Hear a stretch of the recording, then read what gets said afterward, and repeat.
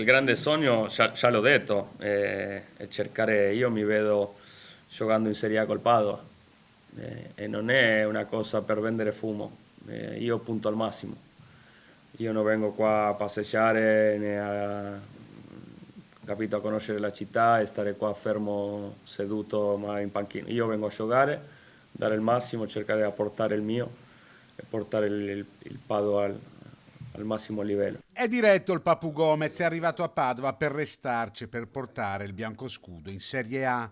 Scontata la squalifica di 2 anni, non usa giri di parole durante la presentazione con la società sul suo futuro e su quello della squadra. Sa di poter dare molto al Padova. Sicuramente l'esperienza,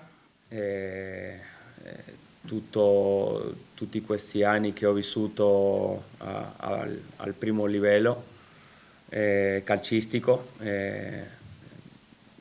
Secondo, l'idea è cercare di essere un esempio per i ragazzi, cercare di aiutare a tutti e cercare di crescere anche insieme alla società che sta facendo le cose bene per portare il Padova il più alto possibile. In molti lo stanno aspettando, forse però non sarà in campo domenica all'Euganeo, tutto sold out, contro la Juve Stabia a causa di un leggero risentimento. In allenamento ho sentito un piccolo fastidio, vogliamo fare un accertamento, qualche studio e cercare di ovviamente non rischiare niente perché non serve in questo periodo.